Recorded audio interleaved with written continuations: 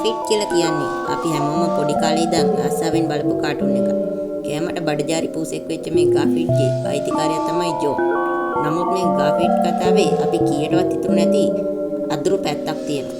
ඉතින් අපි ඉල්ලනවා දිගටම අපිත් එක්ක රැඳිලා ඉන්න කියලා.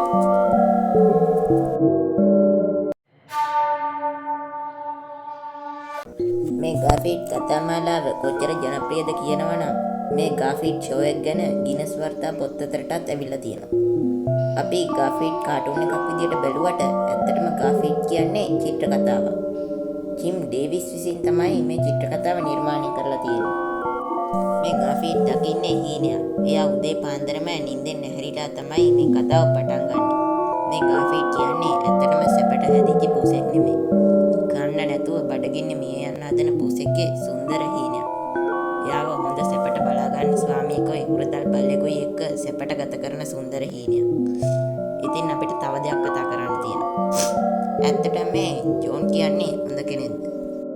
එතන පොඩි ප්‍රශ්නයක් තියෙනවා. මේ කතාවේ මුලදී ලයිමන් කියලා චරිතෙකුත් ඉඳලා තියෙනවා. මේ ගාෆිට් චිත්‍ර කතාවේ ලයිමන් කියන්නේ ඕඩිගේ අයිතිකාරයා. ඒත් මේ ඕඩි පස්සේ ඉන්නේ ජෝන් ගාව. ඉතින් මේ ගැන ප්‍රශ්න නැගුණු අය ලයිමන් ගැන අදාළ බලධාරීන්ගෙන් විමසලා තියෙනවා. එතකොට මේගොල්ලෝ මේ ලයිමන්ට වෙන්න පුළුවන් දේවල් 12ක් දීලා තියෙනවා. ඒකෙන් අන්තිම වගන්තිය ලියලා තියෙන්නේ don't look in Jones basement. ජෝන්ගේ බේස්මන්ට් එකේ බලන්න එපා. ඒ කතාවේ තේරුම මොකද්ද? පසු කාලීනව ස්කැරි ස්කැවෙන්ජර් හන්ට් කියලා ගේම් එකක් ඇවිල්ලා තියෙනවා. ඒකේ අපිට ගාෆිට් විදියට තමයි ප්ලේ කරන්න තියෙන්නේ. ඒ ගේම් එකේ අවන් එකක් හරියම තියෙන්නේ මේ ලයිමන්ගේ ඔළුව.